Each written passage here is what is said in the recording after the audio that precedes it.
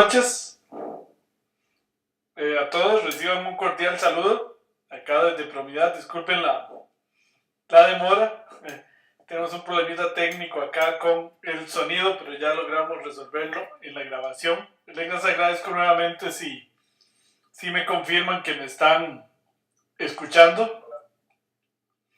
Ok, bueno, muchas gracias Ney, muchas gracias Alejandro. Bueno, agradecerles el que esté nuevamente acá en el curso de métodos predictivos en minería de datos. Este es un curso muy interesante en el que vamos a empezar a estudiar la segunda parte de la minería de datos, que se trata más bien de los métodos predictivos. En el curso anterior estudiamos métodos exploratorios y en este curso nos vamos a concentrar en métodos predictivos. Muy bien. El día de hoy vamos a estudiar las máquinas de soporte vectorial, que son una de las técnicas más modernas en el tema de modelos predictivos. También vamos a estudiar al final cómo se mide la calidad de un modelo predictivo y vamos a presentar el paquete REITL, que es con el que vamos a trabajar en este curso, que es un paquete de R. Ok, muy bien, entonces de eso se trata el día de hoy. Antes de iniciar, decirles que igualmente en este curso ya tienen el aula virtual habilitada y que igual que todos los cursos de Promidad, pues se evalúan con 4 tareas, cada una vale 25 puntos y procede la mecánica igual que en el curso anterior. Entonces ya ustedes conocen. Bueno, agradecerles nuevamente, disculpar por empezar un poquito tarde, pero el día de hoy hemos tenido un poquito de enredos acá. Bueno, muchísimas gracias. Entonces vamos a cerrar acá el video para dar inicio a la lección. Les agradezco como siempre si pueden mantener sus micrófonos cerrados y cualquier duda puedes tramitarla a través del chat. Ok, muy bien. Entonces les agradezco. Como les decía, pues hoy vamos a hablar de una técnica de aprendizaje supervisado llamada máquinas de soporte vectorial. Pero antes vamos a repasar un poquito porque es muy importante el tema de las variables. Recuerden que habíamos visto en el curso anterior pues que tenemos variables de tipo cualitativas y de tipo cuantitativas. Por ahí les agradezco si Juan Martín por favor puede cerrar el micrófono que lo tiene abierto y la cámara. Y Blanca también, si nos puede mantener el micrófono cerrado para que no se nos meta feedback. Muchas gracias. Bueno, entonces les decía que tenemos variables cualitativas y variables cuantitativas. Básicamente en el curso anterior pues trabajamos con variables cuantitativas. En este curso vamos a trabajar también con variables cualitativas y cuantitativas mezcladas. Entonces recuerden que una variable cualitativa es aquella en la que el valor de la variable es una categoría, una modalidad, como por ejemplo grado académico, bachiller, licenciado, doctor, máster. O las variables cuantitativas, donde lo que toma el valor de la variable es un número real. Bueno, muy bien. En el caso de los modelos predictivos que vamos a estudiar en este curso, o conocidos también como métodos de clasificación, ya no clasificación automática, sino clasificación, también conocidos como aprendizaje supervisado, vamos a tener el siguiente contexto que explicamos en este modelo que está en la pantalla. A lo largo de todo este curso, este es el modelo que vamos a tener. Vamos a tener una tabla de aprendizaje en la que vamos a entrenar los modelos, como este que estamos viendo acá. Estas tablas van a tener variables cualitativas y variables cuantitativas. Acá vamos a generar modelos predictivos, como máquinas de soporte vectorial, redes neuronales, etc. Luego vamos a dejar una parte de la tabla que se va a llamar la tabla de testing o la tabla de evaluación. En esta tabla, realmente los datos originales los vamos a partir en dos. Por ejemplo, 80% para aprender y 20% para testear. 70% para aprender, 30% para testear. En esta tabla de testing, vamos a conocer el valor de la variable a predecir. Es muy importante que en este contexto siempre vamos a tener una variable a predecir. Por ejemplo, aquí la variable fraude. Entonces, acá entrenamos el modelo y dejamos una parte de la tabla para predecir esta tabla de testing con el modelo generado. La ventaja es que en la tabla de testing tenemos el valor de la variable a predecir. Entonces, vamos a poder comparar el valor que nos da el modelo versus el verdadero valor de la variable a predecir. Y esto es lo que se conoce como evaluar el modelo. De manera que si el modelo es satisfactorio, podemos ya aplicarlo a nuevos individuos para hacer predicciones. Pero si el modelo no es satisfactorio, entonces volvemos nuevamente a entrenar el modelo, cambiando parámetros, cambiando calibraciones, de manera que el modelo logre ser satisfactorio. O podría ser aplicar otro modelo. En general, vamos a estar así. Entonces, recuerden que los datos siempre los vamos a partir en aprendizaje y en testing. Cosa que no hacíamos en el curso pasado. La tabla se trabajaba como una sola. Otra característica importante es que vamos a tener siempre una variable a predecir. Y esta variable tiene que ser cualitativa. Porque estamos ante un problema de predicción, un problema predictivo, que se conoce como analytics. Si esta variable fuera continua, no sería un problema de clasificación, sino sería un problema de regresión. Y eso lo vamos a estudiar más adelante en otro curso. Entonces vamos a suponer que la variable a predecir es cualitativa. Muy bien.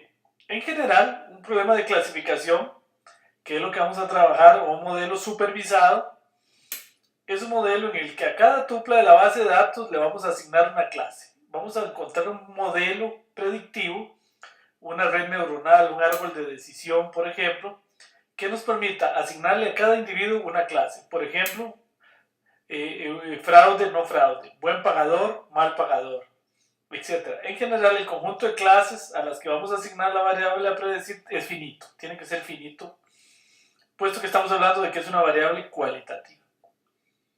Muy bien, por ejemplo, en un problema de score crediticio, que es el que vamos a tratar en este curso como ejemplo, entre otros ejemplos, vamos a tener varias variables que son las variables predictoras. Por ejemplo, el monto de crédito, el ingreso neto, el coeficiente crédito valú, el monto de la cuota, el grado académico y una variable a predecir que es buen pagador o no buen pagador.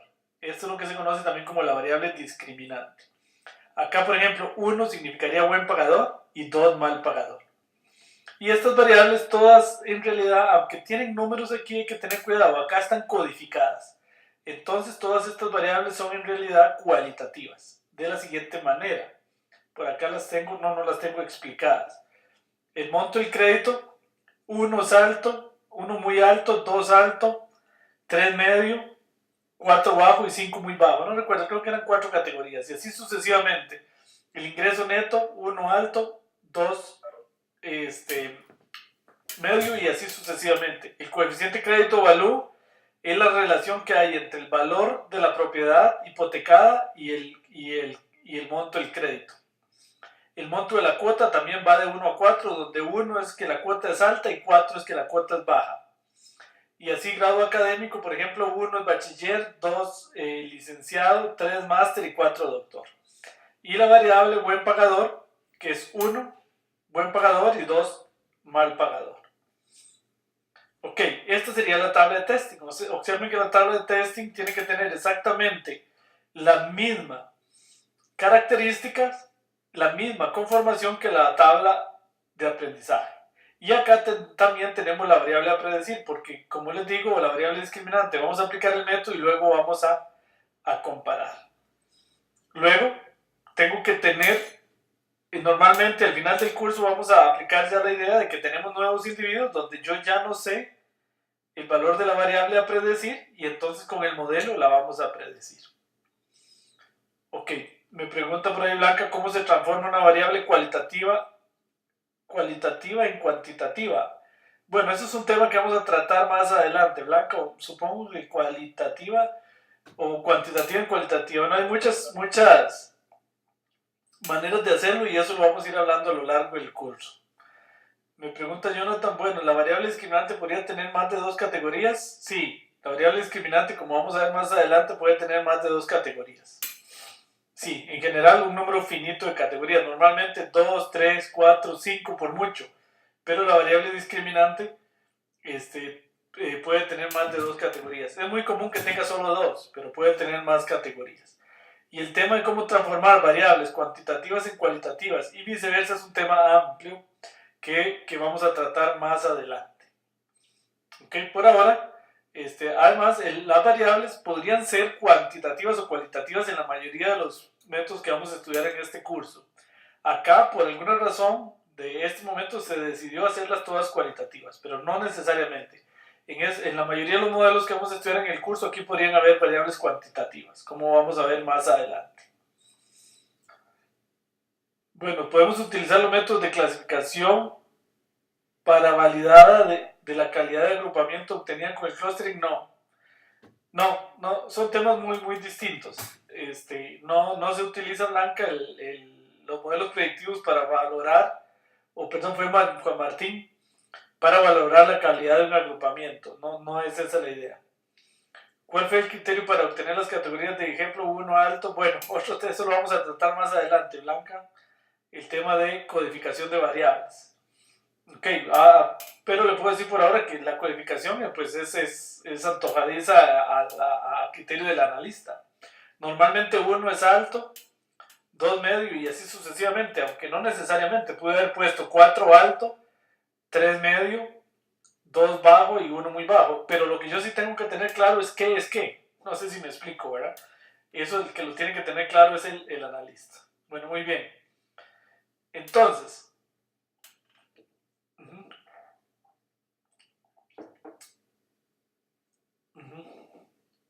por acá veo alguna otra pregunta.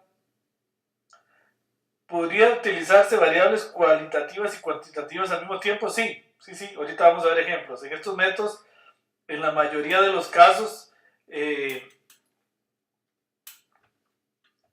pueden mezclar. Blanca, y eso no afecta el peso. No hay ningún peso, es simplemente un código. De hecho, sería mejor no usar aquí 1, 2, 3, 4, sino poner incluso la palabra alto, bajo, medio. Entonces eso es un simple código. Codificar con números es una técnica un poco vieja, que tiene el defecto de que las personas tienden a pensar que estos son números, y no son números, son códigos. ¿Ok?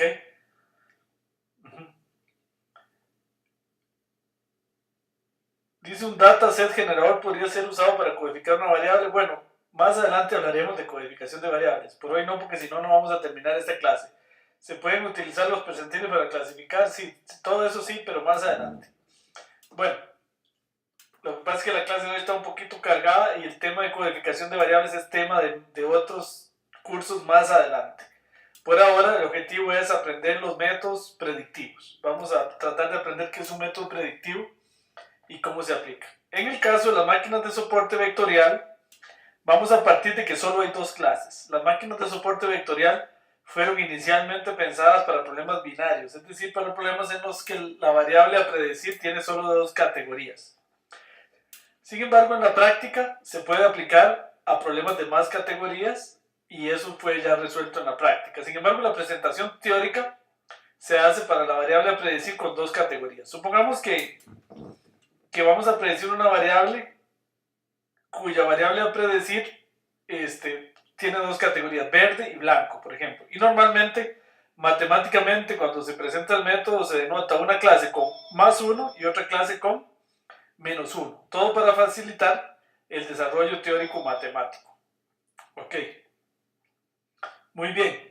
Entonces, la idea de las máquinas de soporte vectorial es una idea bastante intuitiva, aunque matemáticamente difícil.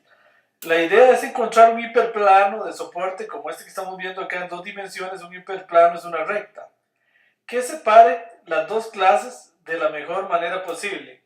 A Alex, que está por ahí, le rogamos apagar la cámara de video porque todo el mundo lo está viendo. Bueno, pero se basa de un principio intuitivo que dice que entre más largo esté el vecino, mejor. Por eso buscamos la máquina con el margen más ancho. Esto es lo que se le llama el margen. Entonces, entre más largo estén las clases, mejor.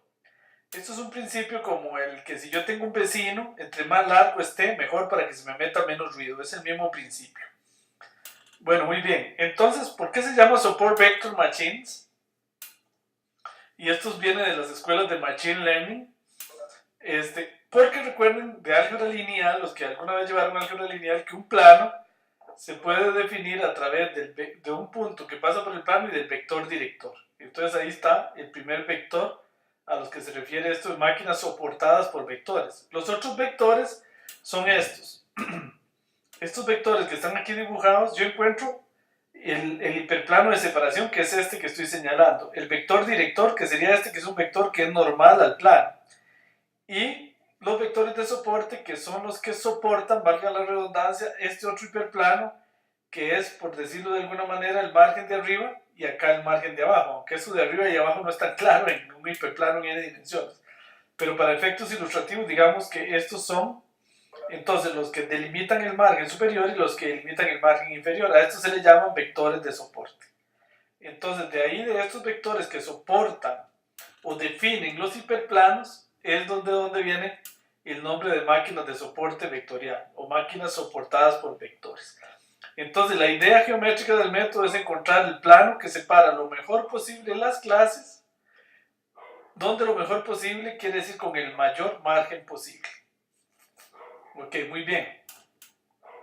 Entonces, recordemos que del álgebra lineal se sabe que un hiperplano, si estuviéramos en R2, es de la forma mx más b. Pero si estamos en Rn, en n dimensiones, un hiperplano se puede definir así como w punto, producto punto por x más b, donde estos son vectores. Ok, entonces, perdón ahí que se me está metiendo el ruido de Ana, si nos hace el favor, por favor, Ana,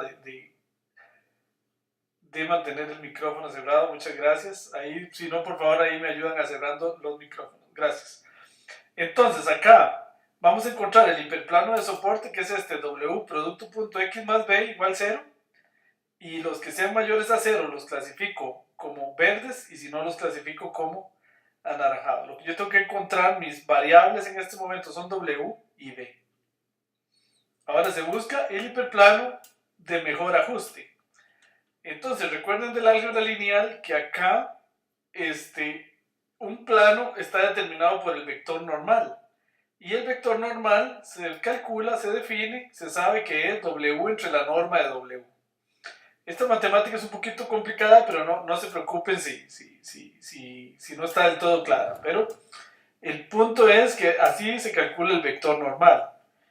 Luego, el problema es que pueden existir, como se ilustra en esta animación, muchos hiperplanos de soporte. Ustedes lo pueden ver ahí. ¿Ven? ¿Qué separan? Ahora, ¿cuál de todos estos que estoy ahí ilustrando en la animación es el que mejor funciona? El que mejor funciona intuitivamente es aquel que tenga un mayor margen. Es como un ejemplo muy feo de esto, es el del muro de Berlín. Recuerden que el muro de Berlín no era solo el muro, sino que a cada lado tenía un margen de casi 10 kilómetros, que era un margen de seguridad, de manera que el que se pasaba por aquí pudieran verlo antes de que brincara el muro. Disculpen el ejemplo, que no es un ejemplo feo, pero esa es la idea de que el mejor plano de separación es el que tenga mayor margen. Podría no existir el hiperplano de separación, porque podría haber confusión, ¿verdad? También, eso tiene que estar claro. Bueno, entonces, la idea es encontrar el W que multiplicado por X más B de 0. Mis incógnitas, mis parámetros del modelo son W y B. Y vamos a asumir aquí que menos 1 denota una clase y que 1 denota otra clase. Todo esto para que matemáticamente sea más fácil. Y que X1, X2 hasta XP son las variables predictoras. Y Y es la variable a predecir. Siempre en este problema vamos a tener P variables predictoras y una variable a predecir. Entonces, la matemática de esto es compleja. Si a alguien le interesa, por ahí le puedo mandar trabajos donde se hace toda la matemática detallada. Pero la idea geométrica es encontrar un hiperplano, un W y un B, de manera que este margen D, que está aquí marcado en rojo, sea máximo. Lo primero que tenemos que encontrar es el W, el vector director del plano, que, como se sabe, matemáticamente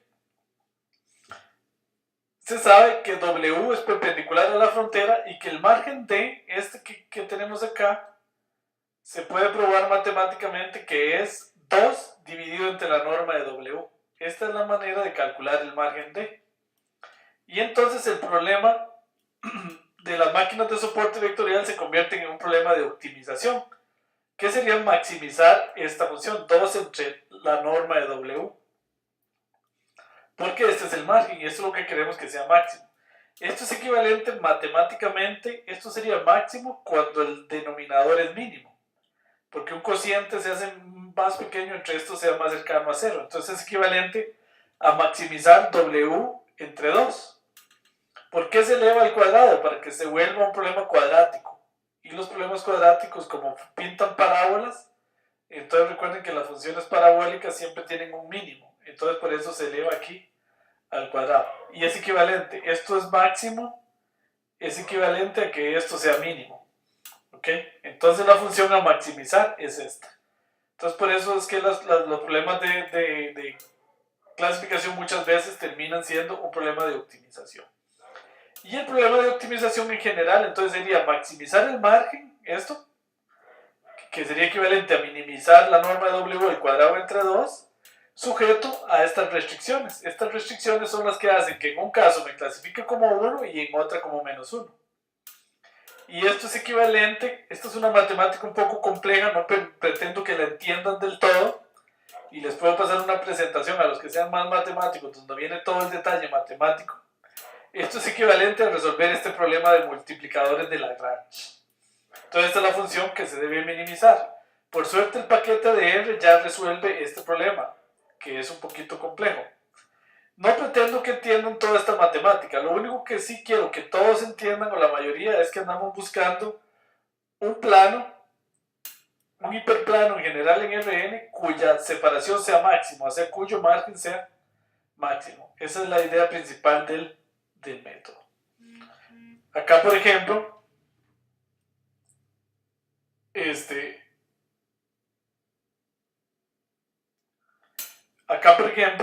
si estuviéramos con dos variables predictoras, x1 una variable predictora, x2 otra variable predictora, y esta es la variable a predecir, que vean que es menos 1 o 1, esta es la variable de clase. Imagínense que esta sería no fraude y esta fraude, por ejemplo.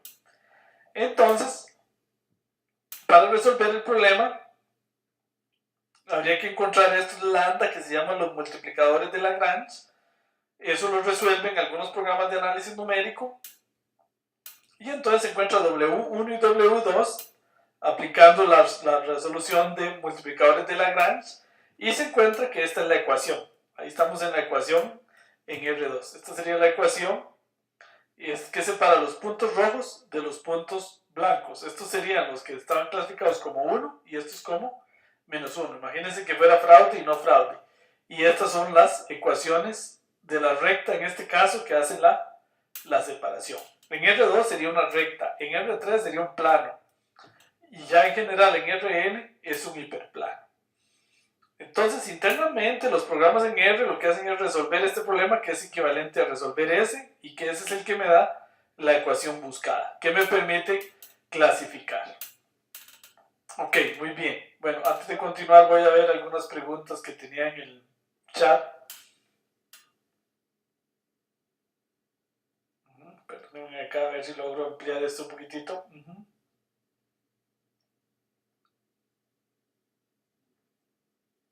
Bueno, dice, ¿la variable a predecir debe ser de carácter nominal o ordinal o es indiferente? Pregunta Daniel Torralba, ¿podría ser, es indiferente, puede ser ordinal o puede ser nominal? Recuerden que ordinal es cuando hay un orden, pero no necesariamente puede ser nominal.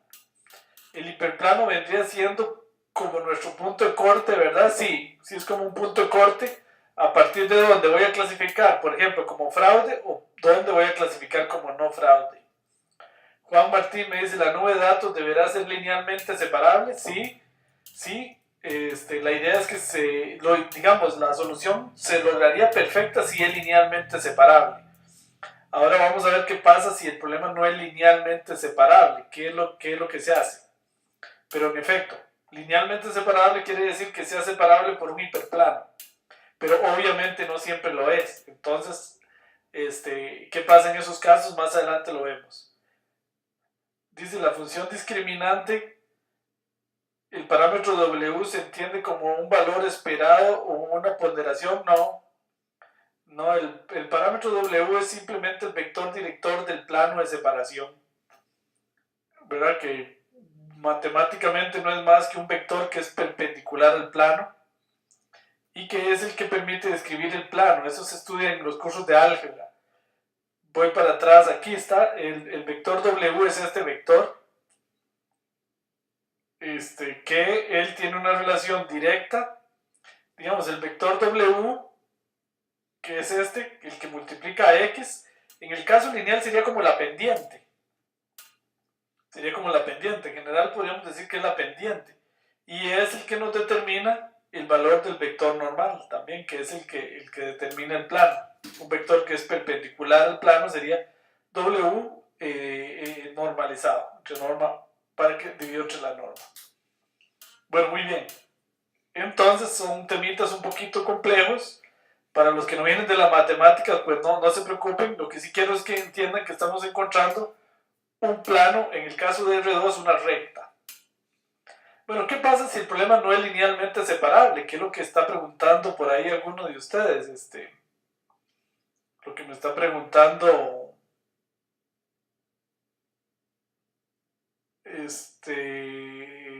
Juan Martín. Que no sea linealmente separable es esto que está sucediendo aquí. Vean que, por ejemplo, del lado de los puntos verdes, me quedó, de los rectángulos verdes, me quedó un círculo y quedan algunos aquí dentro del margen. Que no sea linealmente separable quiere decir que no hay manera de encontrar una recta, en general un hiperplano, que me separe, porque si yo hago aquí la recta, entonces vean para que quede de este lado, pero entonces me quedan algunos verdes aquí. Entonces no hay manera. No hay una separación perfecta. De hecho, casi nunca la hay. Por eso es que los métodos no van a tener una clasificación perfecta, ¿verdad? Entonces, lo que se hace, entre otras cosas, una es, y que casi siempre se hace, permitir lo que se conoce como un margen débil. ¿Qué es un margen débil? Es un margen que permite cierta confusión. ¿Ven? Acá hay confusión, ¿verdad? O sea, la clasificación perfecta, problemas linealmente separables casi no hay, ¿verdad? En la práctica no se comporta tan bonita la realidad. Siempre hay confusión. Yo no puedo separar las dos clases con un hiperplano. Entonces se permite un margen débil en el sentido de que se permite un poquito de error, un poquito de confusión acá en el margen. La otra solución es la siguiente, vean.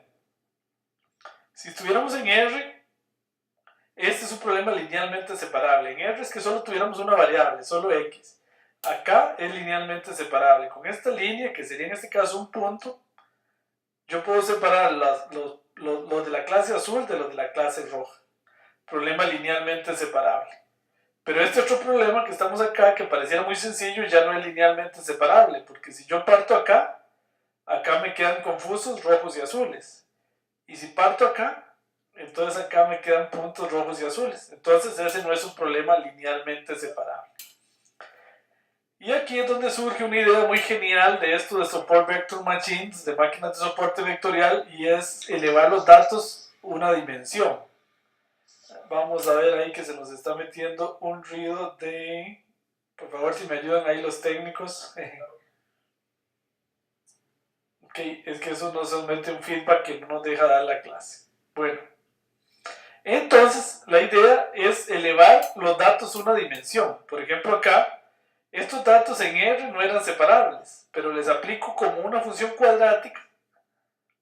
Ven que les apliqué una función cuadrática y ahora se me hicieron como una parábola. Entonces ahora sí son linealmente separables. Vean qué interesante. Con esta línea aquí es linealmente separable. Debajo de esta línea están los azules y hacia arriba están los rojos. Estos que están aquí un poquito remarcados serían los vectores de soporte.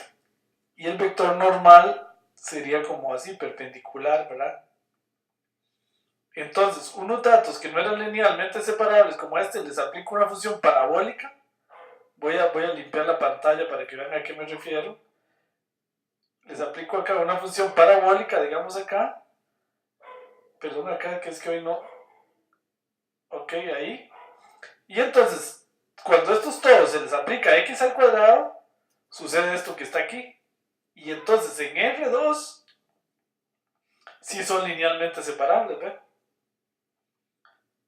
Pero ya estamos en una dimensión. Entonces la función que hace esa magia es x al cuadrado. Ok, Ok, ven acá, otro caso. Estamos en R2. Ahora son dos variables predictoras y una a predecir. Estos datos no son linealmente separables aquí, porque si yo tiro una recta acá, por ejemplo, aquí me quedaron rojos y azules. Ven, aquí hay solo azules, pero acá me quedaron rojos y azules. Si la tiro por acá me quedaron solo los azules, pero acá me quedaron rojos y azules. Y entonces si la tiro aquí, peor aún. Entonces vean lo que se hace. Se le aplica como un paraboloide a estos datos, vean, así. Un paraboloide, que sería esta función. Y entonces ya en R3, aquí estamos en R3, los datos sí son separables por este hiperplano. Entonces la función que hace la magia acá es como un paraboloide, este que dibujé, traté de dibujar acá, el que hace la separación. Y ahora los datos en R3 sí son linealmente separables. Acá hay otro ejemplo, estos son datos no son linealmente separables, pero se les aplica esta función, acá incluso está definida la fórmula, que me pasa los datos de R2 a R3 y aquí sí son linealmente separables. También es una especie de paraboloide lo que se aplicó acá. Una cosa así, que es lo que se aplica. Se elevan los datos, perdón ahí que no tengo mouse hoy. Se elevan los datos una dimensión y acá son separables. Ok, ahora, ¿cuál es esta función? También es un tema interesante. Esto se le llama el kernel. Y vamos a ver más adelante que R lo que hace es que tiene varios kernel predefinidos. Y uno lo que hace, por lo menos en este curso, es ensayar a ver cuál de los kernel funciona mejor dado un juego de datos. Si uno fuera muy experto en programación en R, incluso uno podría programar kernel propios, o sea, elevadores de dimensión. Ok, pero eso lo vamos a ver más adelante cuando ya aprendemos en el tercer curso a programar en R. Bueno, muy bien. Otras vistas de datos que no eran linealmente separables. Como les decía, acá están los kernel. Estas funciones se le llaman los núcleos o los kernel. El kernel trick se le dice en inglés, o el truco del núcleo, es elevar los datos una, y no solo una, incluso podría ser elevarlos de R2 a R5. O si yo tengo 15 variables predictoras, entonces yo los puedo elevar de R15 a R20, por ejemplo, ¿verdad? No necesariamente pueden ser incluso subir más dimensiones. R tiene algunas funciones predefinidas, las tangenciales, las exponenciales y las polinomiales. Más adelante vamos a ver cómo se puede hacer eso en R. Bueno, muy bien. Entonces vamos a aplicar el método de Support Vector Machines y en general todos los que vamos a ver en este curso en un paquete que se llama Rated. Este es el que vamos a usar para hacer modelos predictivos. Ok. Antes de ir al software y a los ejemplos, vamos a ver algunas otras preguntas en el chat.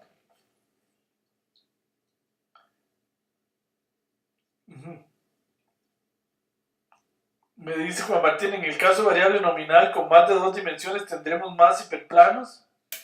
Sí, a veces a veces como vamos a ver más adelante en el diagrama de Voronoi, el método Support Vector Machines en realidad puede usar varios hiperplanos. Me dice Juan Martín, ¿cuál es el porcentaje de confusión que nos permite hablar de un buen modelo? Eso es muy relativo. ¿Qué es bueno o qué es malo? ¿Qué es un porcentaje bueno o malo? Depende del problema. Hay problemas, por ejemplo, que yo tengo ahora, problemas de fraude, usted se conforma muy bien detectando el 60%. Pero en problemas de credit scoring, por ejemplo, usted debería tener una asertividad del 90-95%. Y más adelante vamos a ver qué quiere decir eso. ¿Qué quiere decir un porcentaje de buena predicción? Eso lo vamos a ver más adelante. Bueno, muy bien. Entonces les decía que vamos a usar el paquete Ratel, que es un paquete muy popular en R, un paquete muy bueno y es una interfaz gráfica muy bonita. Ratel, algunos le dicen Ratel, otros le dicen Rattle, pero en realidad pues la pronunciación más correcta es Ratel, o en Estados Unidos le dicen Ratel, en Europa le dicen un poco más Ratel. Es un programa que fue desarrollado por este señor, el Dr. Graham Williams, que incluso fue premio Turing en computación por el desarrollo de este paquete. que desarrolló el paquete Ratel, que es una interfaz gráfica muy bonita para hacer modelos predictivos. Acá estamos viendo la interfaz gráfica de Ratel en Windows, muy parecida en Macintosh, y más adelante se la voy a presentar en vivo. Bueno, muy bien. Para usar Ratel, lo primero que hay que hacer es, lógicamente, instalar el paquete en R. Como ustedes ya conocen, se instala con install.packages, Ratel entre comillas, y depende si es en true. Para ejecutarlo se hace como siempre, library Ratel. Hay dos comandos. Library carga el paquete, como ustedes ya conocen, library Ratel. Eso carga el paquete en R, pero hay que escribir este comando Ratel, doble paréntesis. Esto es para cargar la interfaz gráfica. El sitio web de Ratel es este, ahí pueden conseguir mucha información. Y a veces es necesario poner este comando, set environment language en inglés. ¿Por qué? Porque el Ratel internamente todos los comandos están programados en inglés. Y resulta en algunas computadoras, como por ejemplo la que tengo yo en este momento, que el sistema operativo está en español, entonces él setea, esa es una palabra en inglés, setea o establece los comandos en español. Entonces eso hace que Ratel no corra. Entonces hay que cambiarle el environment internamente para que él sepa que el juego de instrucciones va en inglés. Y entonces se corre este comando. Si el sistema operativo está en inglés, esto no hace falta, porque internamente todo va en inglés. Entonces eso es muy importante. Vean, se lo voy a ilustrar acá en R. Bueno, acá antes de continuar en R, esto. Entonces, library Ratel carga la interfaz, perdón, carga el paquete en R y Ratel carga la interfaz. Ok, entonces lo voy a hacer acá en R. Cargo R. Ahí están viendo R. Esto aplica tanto para Windows como para Macintosh. Entonces ahí, lo primero que hay que hacer es escribir eso que están viendo en pantalla. Sys set environment language in English. En inglés. Entonces, esa es la primera instrucción que hay que correr. Si como en mi caso tenemos un computador en español y todo esto R y Ratel están en inglés. Entonces ahí ya está. Luego cargo el paquete con este comando que ya ustedes conocen, library Ratel. Eso me carga el paquete en memoria de R, ahí lo está cargando. Tarda un poquitito porque es un paquete grande, ¿ven? Ya cargó Ratel. En este momento podríamos usar Ratel, pero directamente de la consola. Ahora, si yo quiero usar los comandos del Ratel, la interfaz gráfica del Ratel, entonces corro esta instrucción, Ratel, doble paréntesis. Entonces esto nos carga la interfaz gráfica. Ahí está la interfaz gráfica de Ratel en pantalla. Hoy tengo acá un problemita técnico porque no traje el mouse. Y a este servidor le cuesta mucho trabajar con el mouse de las portátiles. Bueno, ese es el ambiente gráfico de Ratel. Ok, muy bien. Entonces seguimos adelante.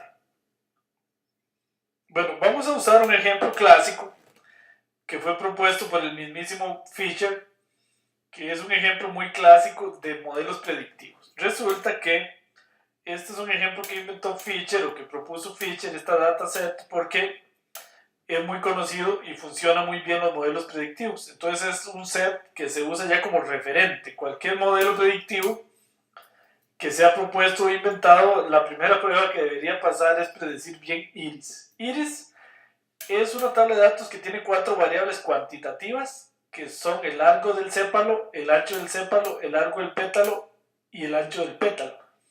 Y va a predecir el tipo de flor. La flor puede ser de 3 tipos, setosa, versicolor o virgínicas. Entonces vean que la variable a predecir tiene 3 categorías. Resulta que el pétalo, como se ilustra en esta imagen, este es el pétalo. Entonces una variable es el largo del pétalo, que sería aquí. Largo del pétalo. Otra es ancho del pétalo.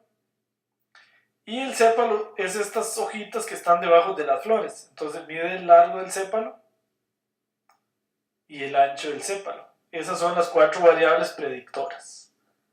que son estas 4, las variables predictoras. Y la variable a predecir es esta, el tipo de flor. Entonces tenemos que predecir si la flor es setosa, versicolor o virgínica. Son 3 tipos. Entonces la variable a predecir que es cualitativa, porque estamos en un problema de clasificación, estamos en un problema de modelos predictivos, aprendizaje supervisado. Entonces en este caso las variables predictoras son 4 y la variable a predecir una que es cualitativa y las variables predictoras son cuantitativas y la variable a predecir cualitativa, que han estado preguntando. Entonces este es un ejemplo muy referente. Acá hay otra flor, acá se ve un dibujo en 3D que vamos a hacer más adelante. Este es un diagrama de separación de clases si usamos solo 2 variables y se ve cómo se separan bastante bien los 3 tipos. Bueno, entonces para correr Support Vector Machines en REITL, acá está explicado, se los voy a ir a correr en vivo y les explico, acá viene paso a paso, ya se los voy a explicar directamente en el programa. Ok, bueno, muy bien. Entonces, lo primero es ir a ver la tabla de datos que uno quiere, ¿verdad? ¿Cuál es el separador? Es un CSV. Entonces vamos a usar la tabla iris, que de hecho viene incluso integrada a R. Pero yo la uso en un archivo para ilustrar mejor. Acá tengo la tabla iris, esta es mi tabla iris. Entonces observe que la tabla iris vienen las 4 variables, la variable a predecir es tipo, el separador es punto y coma y el separador de decimales es punto. Y este archivo tiene 150 registros. Y en la 4ª columna viene el tipo, vean, estas son virgínicas, las 50 virgínicas, 50 versicolor y 50 setosas. Ok, esa es la tabla que vamos a usar, 150 filas. Vamos a ver si tengo alguna pregunta en el chat. No tengo preguntas. Bueno, a los que les interesa estudiar más en detalle el tema de Support Vector Machines, les puedo enviar una presentación con la matemática completa. Mi objetivo acá, por supuesto, es más que ustedes entiendan intuitivamente el método y la matemática requeriría mucho más tiempo, pero que por lo menos se lleven una idea del método intuitivo. Bueno, entonces vamos a cargar los datos, vean. En REITL, acá donde dice File Name, acá cargo el archivo, entonces le doy aquí, me voy a buscar el archivo, ¿verdad? File Name, busco el directorio donde yo lo tengo, que es en una carpeta que se llama MD Curso, datos, y busco mi tabla iris, ahí cargo mi tabla iris, tengo que decirle acá está el separador y el decimal, recuerden que el separador era punto y coma, entonces acá le pongo punto y coma, el decimal sí era punto, lo dejo en punto. Header, vean que este archivo sí tiene header, encabezado, ¿verdad? Acá está, que tiene nombres de las variables, entonces ahí le tengo que decir que header es chequearlo. Y entonces una vez definido eso, le doy este botón de ejecutar para que cargue los datos. Ahí le di ejecutar y ya cargó los datos. Y vean que me interpretó bien. Largo el sépalo es numérica. Ancho el sépalo es numérica. Largo el pétalo es numérica. Ancho el pétalo es numérica. Y tipo, que es la variable categórica. Y acá puso que es el target. O sea que es la variable a predecir. ¿Ok? Y entonces acá hay un tema muy importante. Él me está haciendo acá una partición. En general, REITL usa 3 particiones. Que yo en general no uso este enfoque. Ellos usan tabla de entrenamiento, tabla de validación y tabla de testing. Entonces, como que entrenan el modelo acá un 70%, acá validan y acá testean. En general, nuestro modelo va a ser más bien training testing, nada más. Y entonces, generalmente, acá le vamos a poner 0, 0 para validación, 30 para testing y 70 para aprendizaje. Esto generalmente depende de los datos. Aquí podríamos usar 50-50, perdón. 80-20. Números muy usados son 80-20, 70-30, que es lo que voy a usar en este momento. Una vez que cambio esto aquí, tengo que volverle a dar a ejecutar para que él asuma la partición como es ahora. Esto del SID son las semillas aleatorias para que tenga una buena entre más alto mejor acá, para que la generación al azar sea mejor. Acá puedo visualizar mis datos si quiero verlos. Acá los puedo editar inclusive, no les recomiendo mucho, mejor lo editan en un editor de CSVs. Entonces ahí están mis datos. Muy bien, ya los cargué, le doy de nuevo a ejecutar, todo está bien. Entonces esa es la parte de carga de datos. Entonces hay que ver muy bien esto y ver muy bien los tipos y ver muy bien que Reitel le detectó bien cuál es la variable a predecir. Si no, yo tengo que cambiarla. Por ahí tenemos preguntas. ¿La variable a predecir debe estar de última? No, no necesariamente. Alejandro pregunta que si debe estar de última. Se usa mucho que esté de última o de primera. Pero no, yo tengo que decirle aquí, vea, input son las variables predictoras y target la variable a predecir. Estas son entradas y esta es la salida. Entonces puede estar en cualquier orden. Yo de hecho podría decirle que es así, cambiar y esta sea la variable a predecir. Ok, pero entonces mejor lo dejo así. ¿Qué es la semilla aleatoria? La semilla aleatoria es que entre mayor sea la semilla aleatoria, mejor podría ser esta distribución que está haciéndome Reitel aquí, la hace al azar. Y entonces yo quiero que sea lo mejor posible, que de hecho ya aquí se me volvió a confundir, le voy otra vez a ejecutar y ahí está. Esto es la semilla aleatoria, lo vamos a estudiar más adelante en los cursos de R. En caso de que la variable de una variable sea codificada, hay que darle alguna instrucción adicional al programa. Si, por ejemplo, aquí podría ser que no me esté detectando bien el tipo. Entonces es mejor ir y cambiar la codificación. ¿Puede existir más de una variable a predecir? Sí puede existir más de una variable a predecir, aunque en cada corrida predigo solo una. Digamos, yo podría en un mismo problema predecir, en un tiro una variable, en otro tiro otra. Pero en general, cuando uno predice solo una, si es a lo que se refiere. Al mismo tiempo no predice dos variables. Entonces, en general, digamos que la variable a predecir es solo una. Claro que yo en una misma tabla, un tiro podría predecir una y otro tiro interesarme predecir otra. Pero digamos que la variable a predecir es solo una. Bueno, muy bien. Entonces ahora queremos ir a construir el modelo. Entonces nos vamos a esta pestaña que se llama modelo.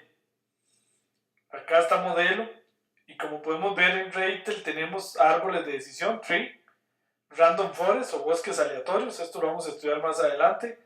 ADA boosting o potenciación, que también lo vamos a estudiar. Support vector machines, que es la que vamos a usar hoy. Regresión lineal, logística, que no vamos a estudiar en este curso, sino en otro curso más adelante. Redes neuronales, survival y todos.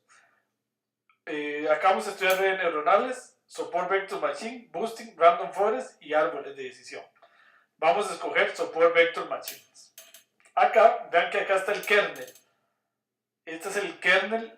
Están estos predefinidos, yo puedo usar cualquiera de ellos a ver cuál funciona mejor. Radial basis, polinomiales, lineales, hiperbólicos, laplacianos, Bessel, ANOVA y splines. Vamos a dejarlo en este que es por defecto por ahora. Después vamos a ver más en detalle esto. Y acá le doy ejecutar. Y en este momento Reitel construyó el modelo. Acá me está dando algunos datos. Por ejemplo, dice que ocupó 48 vectores de soporte para definir los hiperplanos. Y que acá están, estos serían los coeficientes del W. ¿Ok? Y el error máximo en la tabla de entrenamiento fue 9%, menos del 1%. Claro, este error no es muy bueno. Ahora vamos a explicar qué quiere decir eso. Es muy bueno en el sentido, pero no es buena idea medir el error con la misma tabla que se aprendió. La idea de separar el modelo, los datos en testing y training, es que yo no testé o no pruebe el modelo con los mismos datos que aprendí.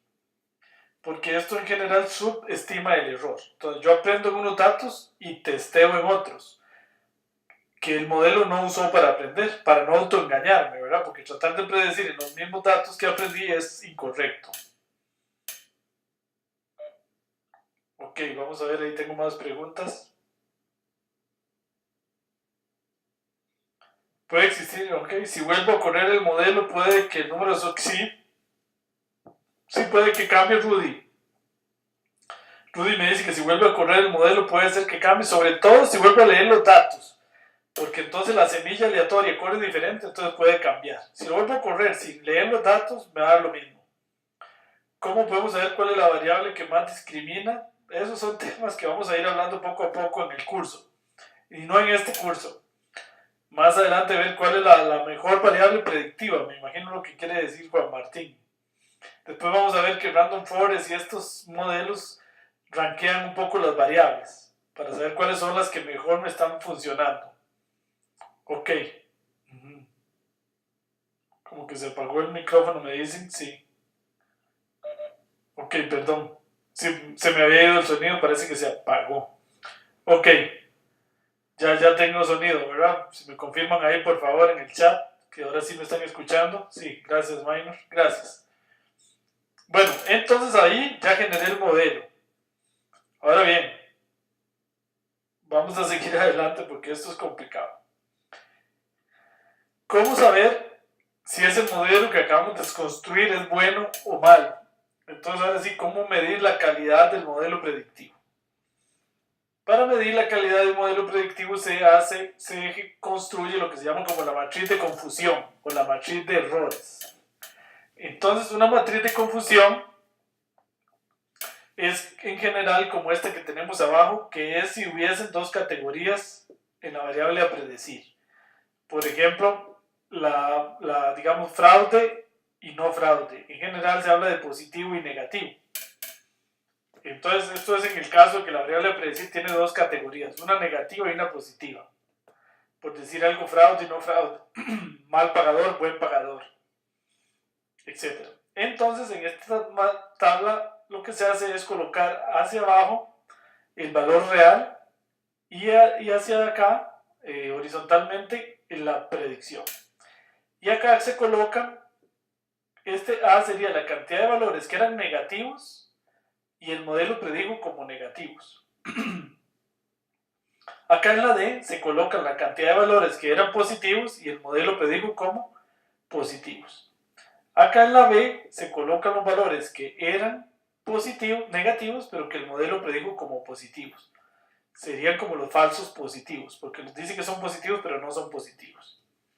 Esta C son los modelos, la cantidad de elementos que el modelo predijo como negativos cuando en realidad eran positivos. Entonces serían los falsos negativos. Entonces, claramente, lo ideal en una tabla de estas es que estos números A y B sean grandes, ¿ok? Y que C y B sean pequeños. Ok. Por ejemplo, acá supongamos que tenemos un modelo que va a predecir quién es buen pagador y mal pagador. Entonces esto significa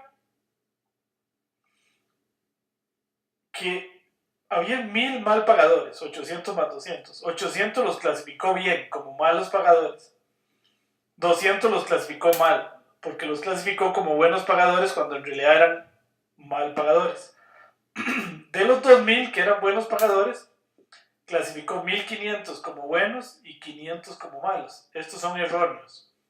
Entonces, ¿qué podemos ver acá?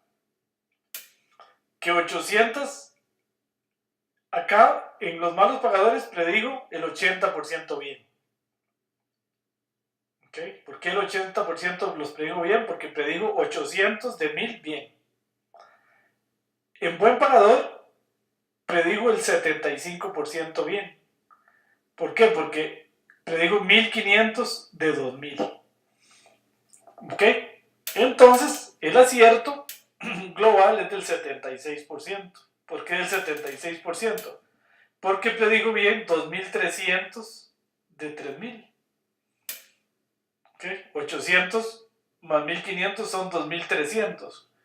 Entonces, Juan Rojas, ahí, por favor, se puede apagar la cámara que te está saliendo ahí. Entonces, predijo 2300 de 3000 bien para un 76%.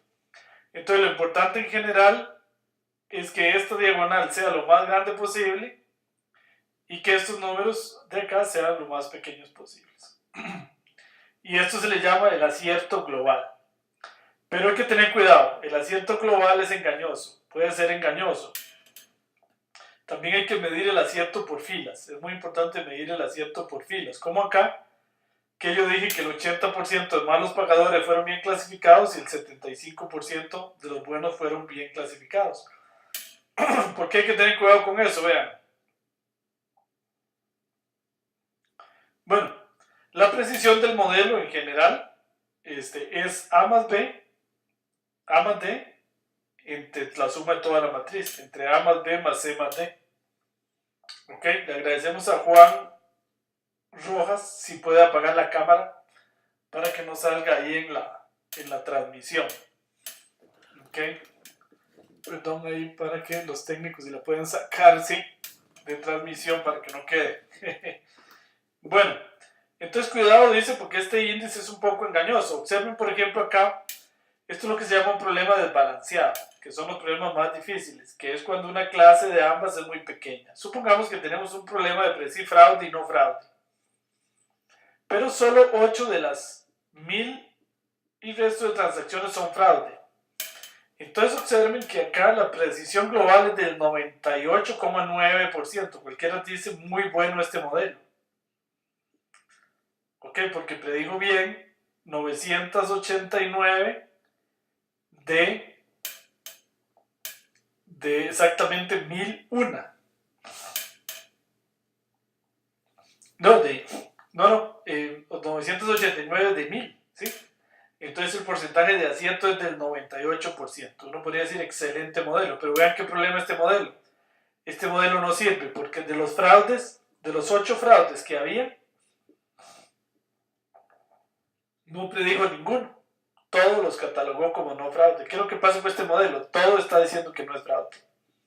Entonces este modelo, aun cuando tiene una precisión global del 98%, que pareciera buena, es un modelo muy malo porque el acierto en el fraude es del 0%. Bueno, entonces tenemos un 0% de acierto en el fraude. Entonces este modelo no sirve. Entonces ahí lo que quiero recalcar es que uno debe medir siempre el acierto global, pero medir el acierto por filas, en las categorías, en cada una de las categorías. Bueno, muy bien. Algunas otras definiciones. Vamos a ir a silenciar a alguien que nos está metiendo ruido.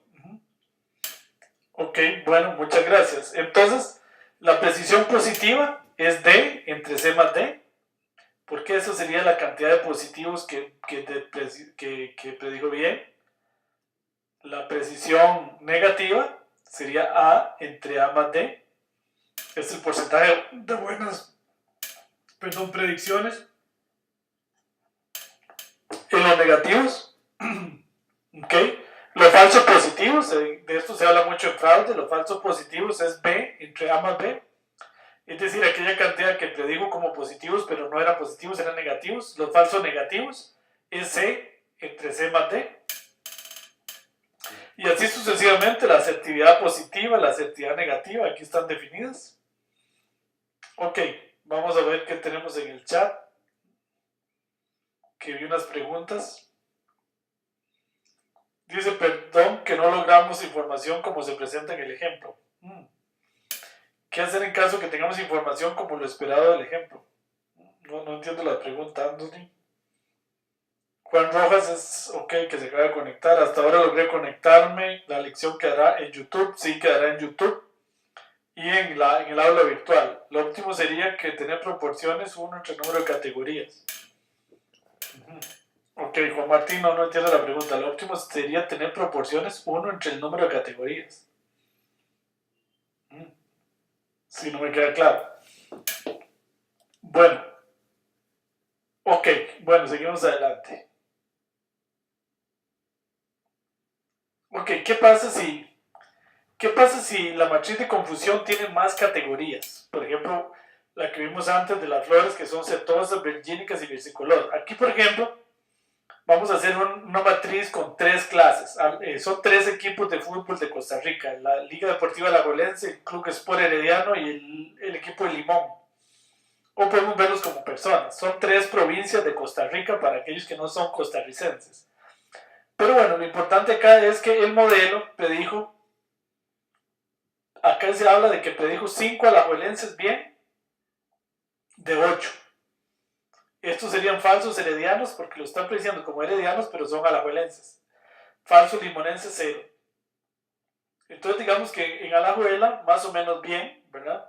5 de 8, o sea, en los alajuelenses predice 5 de 8, un 62% bien.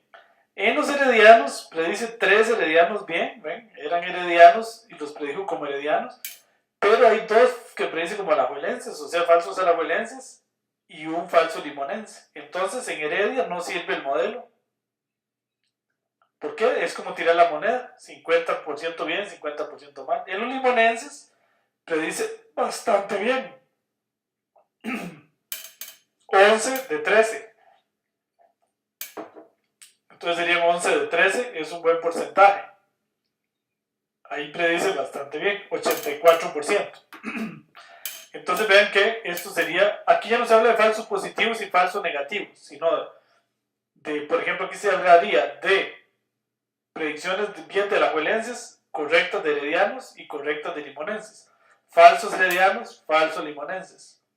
Falsos alajuelenses, falsos limonenses. Estos serían falsos alajuelenses, falsos heredianos.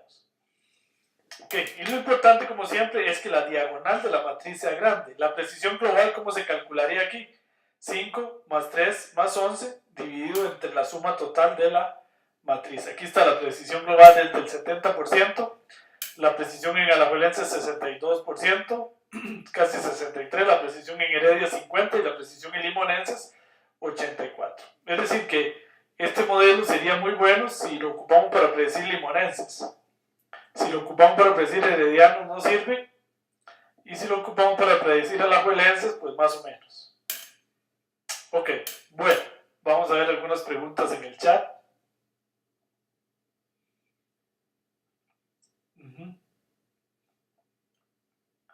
Dice Juan Martín, si es binario sería punto 5 y punto 5. No entiendo. Ahí me va a perdonar Juan Martín, pero sí no entiendo la pregunta.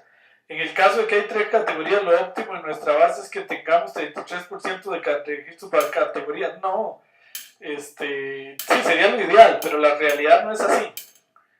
¿Verdad? La realidad es que uno puede tener un problema desbalanceado. Normalmente, por ejemplo, en fraudes, el 99% son no fraudes y el 1% fraudes.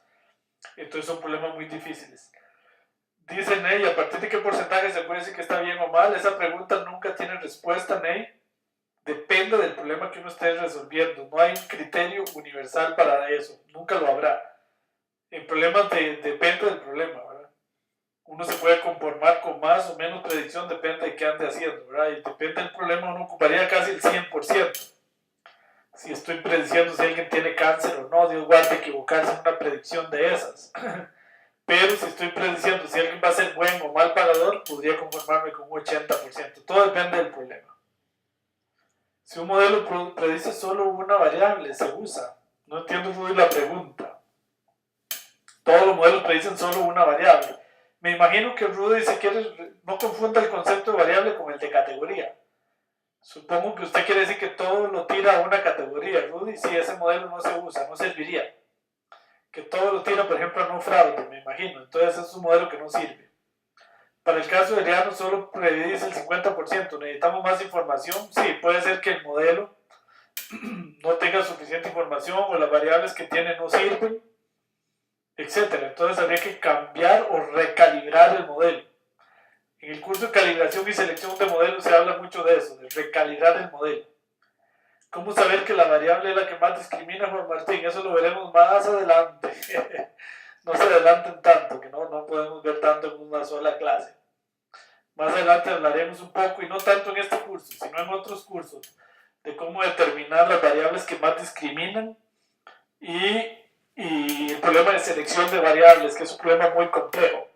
Le agradecemos a Ney si puede apagar su video, que nos está por ahí interrumpiendo la grabación. Bueno, muy bien. Entonces, vamos poco a poco, así que no se preocupen, este es un tema como para estudiar toda la vida. Bueno, entonces vamos a ver cómo se hace la matriz de confusión en REITEL. Aquí vemos que yo tengo un REITEL en Windows, que tenía que lo puse aquí en español. Entonces tengan cuidado con aquel tema del environment, ponerlo en español o en inglés, dependiendo del sistema operativo que ustedes tengan. ¿Ok? Entonces ese es el tema. Yo tengo un sistema operativo en inglés y el REITEL en español, el REITEL en inglés, entonces le pongo el environment en inglés. Pero eso es otro tema. Bueno, vamos a ir a ver cómo se calcula la matriz de confusión en R. Es en esta pestaña que se llama evaluar en español. Ok. Y yo entonces aquí le digo que haga la matriz de error o matriz de confusión. Este es el diagrama de separación de Support Vector Machines, que lo vamos a aprender a hacer más adelante cuando podamos codificar en R. Bueno, entonces vamos a hacer el ejemplo de scoring y el ejemplo de iris. Bueno, muy bien. Vamos a ir a hacer esto en vivo y en directo. Acá en Rate. Ok. Bueno, muy bien. ¿Qué se me hizo Rate?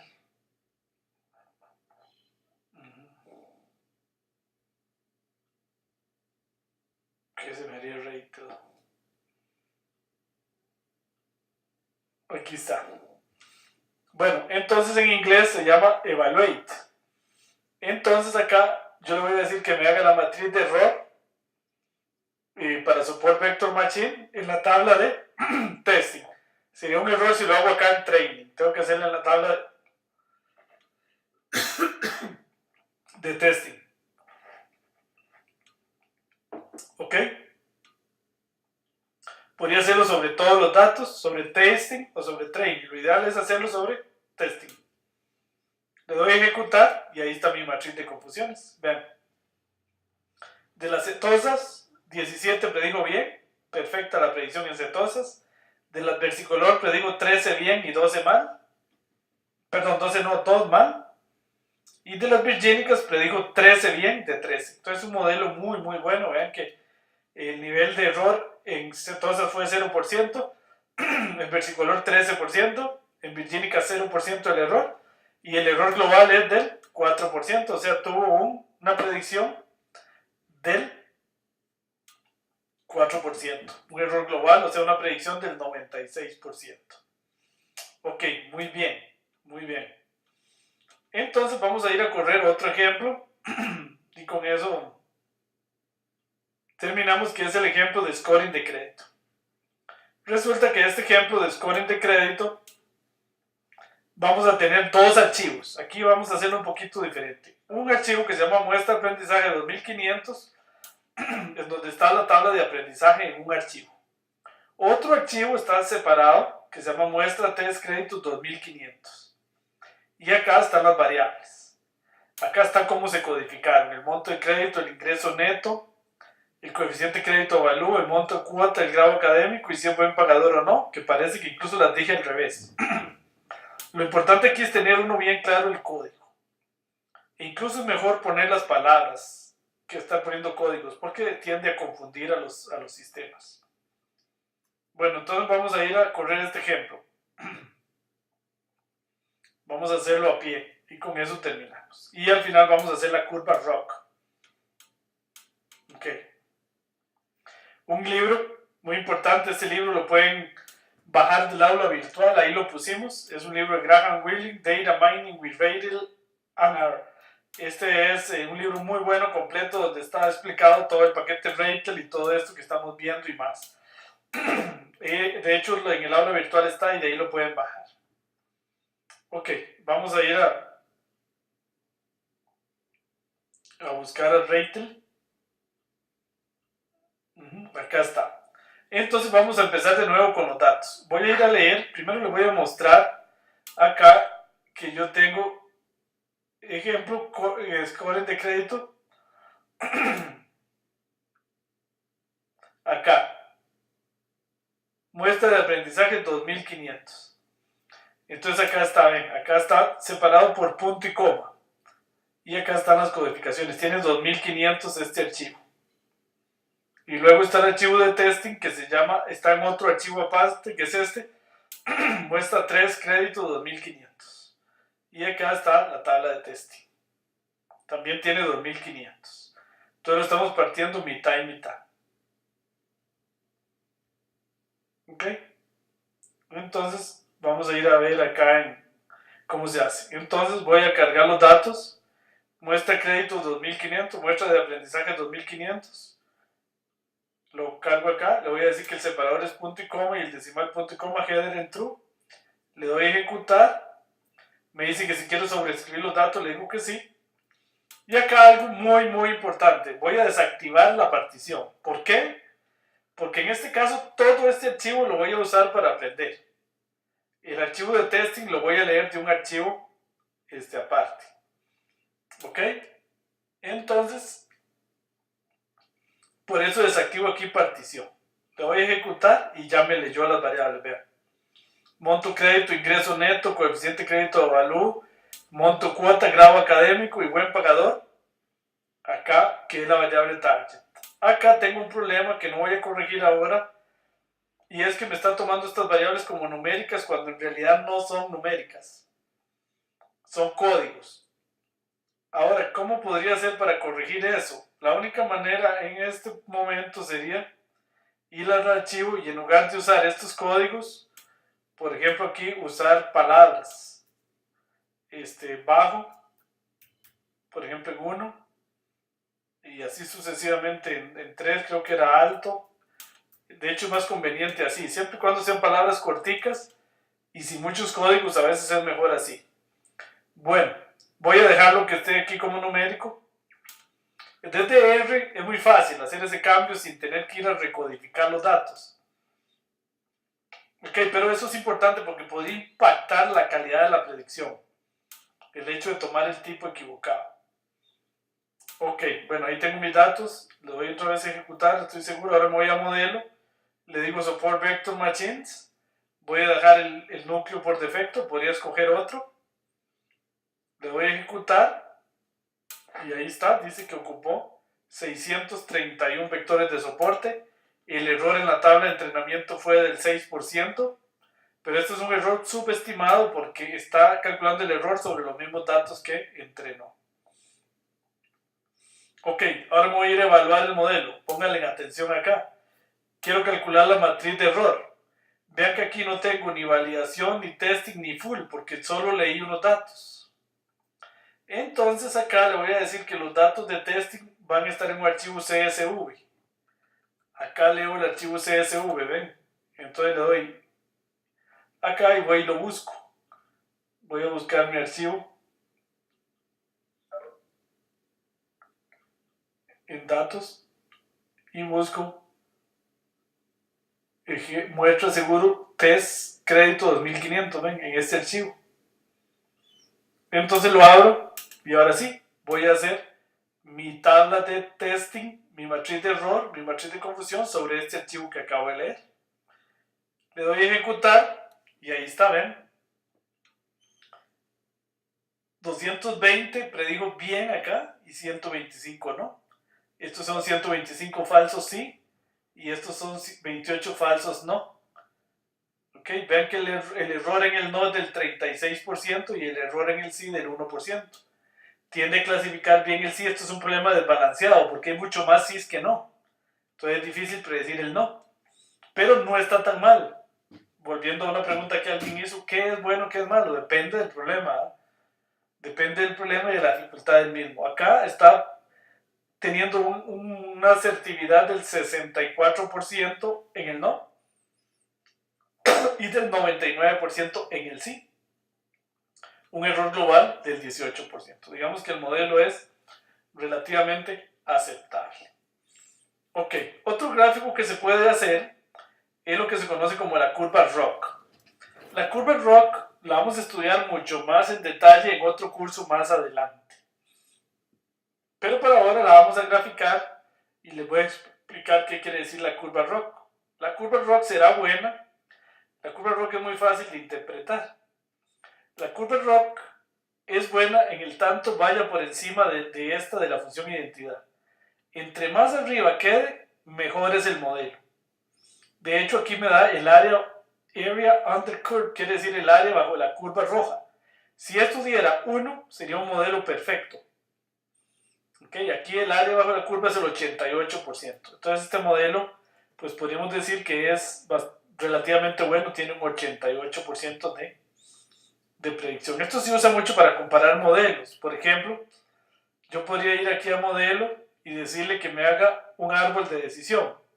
Más adelante vamos a estudiar en el curso qué es eso. Pero digamos que hago un árbol de decisión, ahí me ejecutó el árbol, me voy a evaluar, le digo que me haga la matriz de error, ahí está la matriz de error, acá está la de no, perdón, esa está mal, tengo que ir aquí a decirle que me la haga con el archivo que leí, ok, ahí está, y ahora puedo decirle que me haga la curva ROC.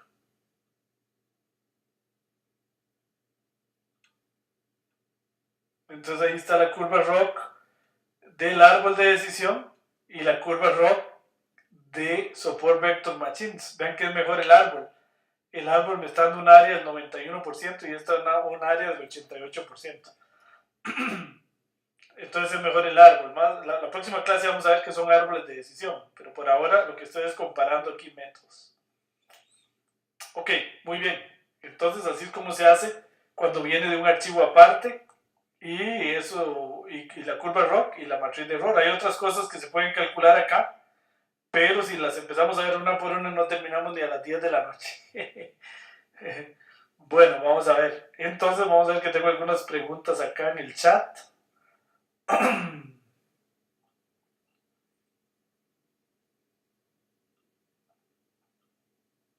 Ok, vamos a ver las preguntas. Para la curva ROC existe una tabla según AUC que dice si el test es bueno, regular o malo. No, nunca pretendan, compañeros y compañeras, Anthony y todos los que me preguntan, una regla que les diga qué es bueno y qué es malo. Si alguien les dice esa regla, significa que no sabe de estadística. Ahí me van a perdonar, pero esa regla no existe. ¿Por qué? Porque todo es relativo al problema. ¿Ok? Hay problemas, por ejemplo, uno que yo tengo en este momento, que con una consultoría, en el que estamos tratando de predecir el fraude en el sector eléctrico. Y el problema es tan difícil, ¿verdad? Tan desbalanceado que un 60% estamos felices. Lograr un 60% de predicción. ¿Ok? Y eso se considera muy bueno. Ahora, si usted encuentra un modelo que en la tabla iris le da el 60% de predicción, entonces es un modelo muy malo, porque en esa tabla todos los modelos dan más del 90%. ¿Ven? Entonces depende del problema, depende de para qué lo quiero yo. Un porcentaje podría ser bueno o malo. Lo cierto del caso, pues es que ya menos del 50%, pues sí, ya casi que sería como menos que tirar la moneda. Entonces no estaríamos ante un modelo que sirva.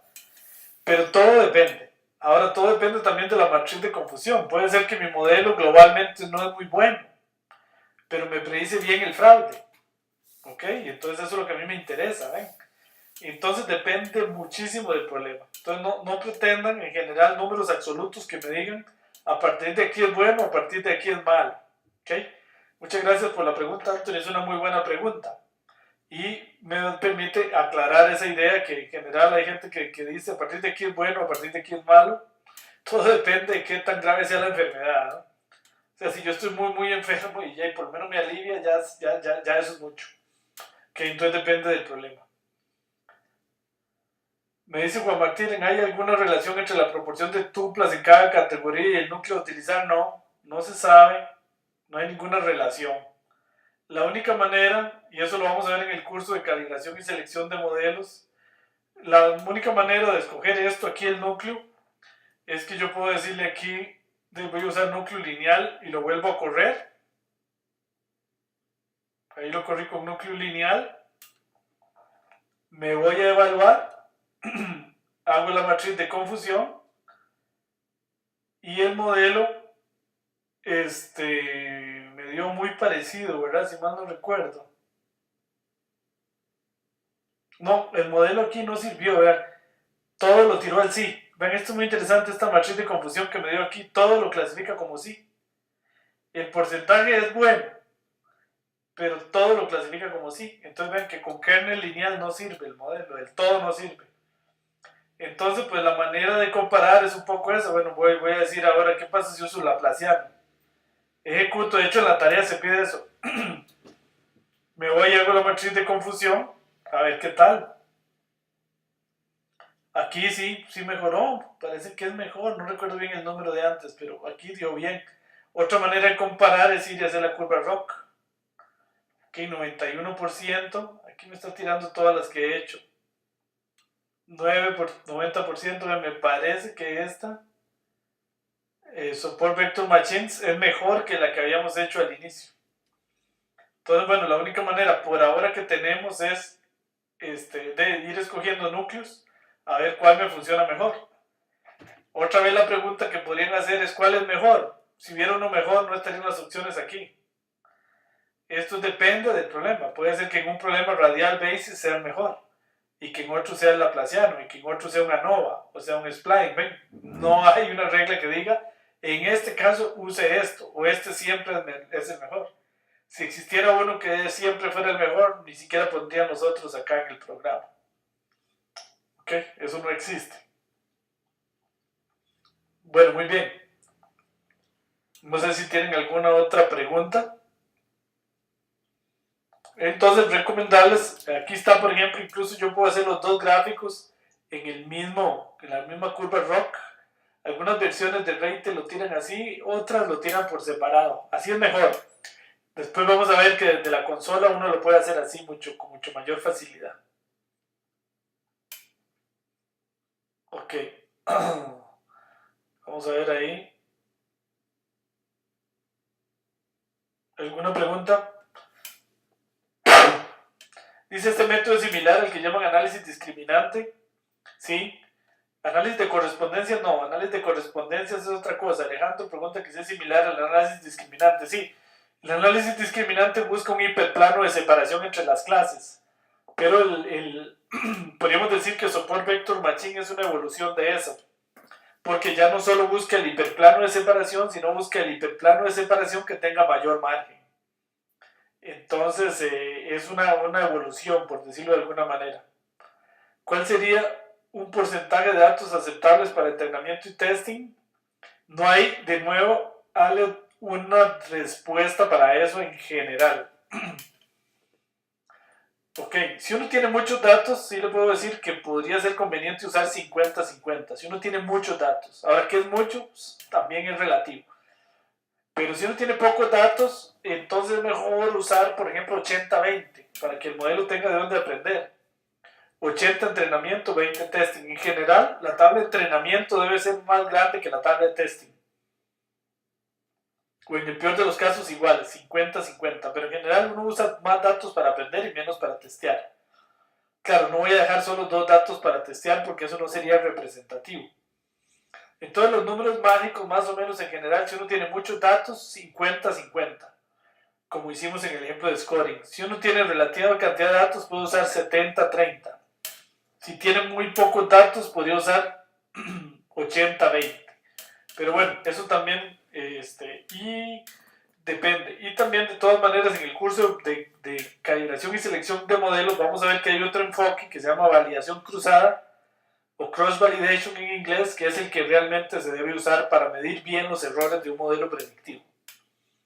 ¿Ok? Bueno, muy bien. Entonces, ¿hay alguna recomendación especial si todas las variables predictoras son dicotómicas? No. En general, cuando las variables son cualitativas, bueno, hay ciertos métodos que funcionan mejor. Por ejemplo, árboles de decisión o random forest. Y Support Vector Machines, por ejemplo, funcionan mejor cuando las variables predictoras son cuantitativas. En general, ¿verdad? Tampoco es una regla absoluta, ¿verdad?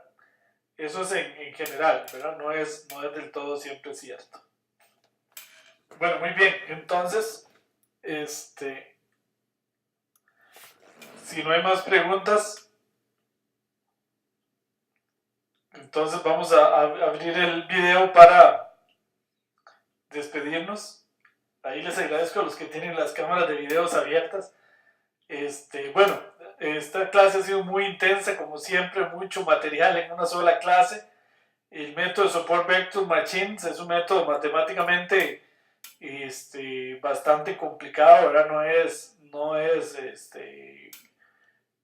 fácil, pero espero se hayan quedado con una idea intuitiva, ¿verdad? No pretendemos que entiendan a fondo todo el tema de multiplicadores de Lagrange y todo esto, y mucho menos. Ahí le agradecemos a Anthony si cierran el video porque lo están viendo en toda Iberoamérica. Entonces, bueno, ahí lo estamos viendo, yo lo saludo porque él me saluda. Un gusto saludarlo, Anthony, no sé en qué país se encuentra. Bueno, entonces no vaya a pasar como alguien que salió un día en un video sin camisa. Abrió el video y no andaba ni camisa. Bueno, no importa. Bueno, entonces la verdad que agradecerles y decirles nuevamente pues que sí, es una clase un poco compleja. A aquellos que les interese, Antonio nos escucha, nos ve desde Honduras. Muy bien, un gran saludo allá para Honduras. Si a alguien le interesa estudiar más a fondo la matemática del Support Vector Machines, le puedo mandar la presentación completa que yo uso acá en la maestría en matemáticas en la Universidad de Costa Rica, y le puedo mandar algunos artículos matemáticos para leer más a fondo. Ahora, con lo que vimos hoy y con lo que está en la presentación es suficiente para aplicar el método entendiendo qué es lo que está pasando. ¿Okay? Que nosotros no pretendemos usar software sin entender absolutamente nada. Hay que entender qué es el método, hay que entender cómo se calibra y cómo se evalúa. ¿Qué es lo que pretendimos en la clase del día de hoy? Bueno, muy bien, entonces reciban un corto... perdón, antes de terminar la clase, quería aclararles un asunto muy importante que me acordé, es que de hoy en 8 días en Costa Rica es el Día de la Madre. En algunos países es en mayo y en otros países, pero en Costa Rica se celebra el 15 de agosto. Entonces el Día de la Madre es un día súper feriado en Costa Rica. Y entonces los técnicos ni nadie quiere trabajar acá en Propiedad. Entonces la próxima clase se va a hacer pregrabada. Eso lo hacemos muy pocas veces en Propiedad, solo cuando hay algún problema técnico que impide dar la clase, que a veces sucede, como que hay un apagón de luz acá en Costa Rica, un temblor, un terremoto, un huracán, entonces no se puede dar la clase, o cuando hay días muy muy festivos como el Día de la Madre. Entonces la clase próxima de hoy en 8 días va a ser pregrabada. ¿Qué significa eso? Que de hoy en 8 días, ya en la mañana va a aparecer el video de la clase en el aula virtual. Entonces ustedes van a poder ver la clase en el aula virtual. Y si tienen dudas, que siempre surgen, y este grupo es muy bueno en eso, preguntan mucho, lo cual es excelente. Entonces les ruego por favor disculpen y la tramitan a través del foro y les vamos a estar contestando el foro. William Casasola y este servidor, profesor y asistente. Por cierto, no les había dicho que William Casasola es el asistente de este curso, quien me ayuda a mí en la atención del foro y en la revisión de tareas. Ok, entonces eso para aclarar la clase de hoy en 8 días. Ahí se lo vamos a estar aclarando en un correo también, pero para que, por aquello que quieran conectarse y no vean que la clase está, es que la clase va a estar pregrabada. Ok, por ahí algunas preguntas más. Se lo agradecería si nos envía el documento, ok. Juan Martín y aquellos que les interese el documento, por favor, si quieren lo postean en el foro y yo les subo ahí el documento completo y ahí entonces lo pueden bajar todos los que quieran. Y sí, ahí les subo una presentación completa con todo el detalle matemático y les puedo subir un paper por ahí también, un artículo científico donde se hace el desarrollo completo de la teoría del método de Support Vector Machines. Ok, muy bien. Bueno, con mucho gusto, con mucho gusto. Muy buenas noches a todos. Un saludo muy cordial acá desde Costa Rica y nos veríamos de hoy en 15 días. La clase de hoy en 8 días, repito, sería pregrabada. Sí, y les pido disculpas si algunas preguntas no las contestamos completamente. Por ejemplo, el tema de codificación de variables, el tema de cómo saber cuál variable aporta más, etcétera, etcétera. No les contesto porque son temas que requieren un desarrollo muy amplio que vamos a ver más adelante en otros cursos, sobre todo en el curso de calibración y selección de modelos. Se trata mucho de esos temas, de cómo codificar las variables, cómo seleccionar variables, etc. Entonces son temas que escapan al desarrollo de la clase de hoy, poderlos explicar. La idea de este curso de modelos predictivos es aprender Support Vector Machines, Random Forest, Boosting, Neural Networks y árboles de decisión. Entonces, entender esos métodos. Luego vamos a ir afinando en los otros cursos que vienen, por eso son 9 cursos. Entonces, es una temática muy amplia.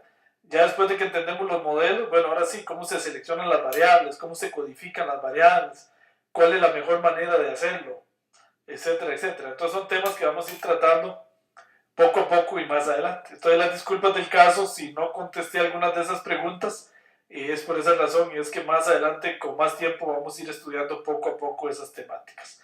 Bueno, muy bien. Entonces, muy buenas noches. Reciban todos un cordial saludo. Nos vemos, repito, de hoy en 15 días y de hoy en 8 días la clase, entonces será pregrabada. Muchas gracias. Buenas noches. Hasta luego.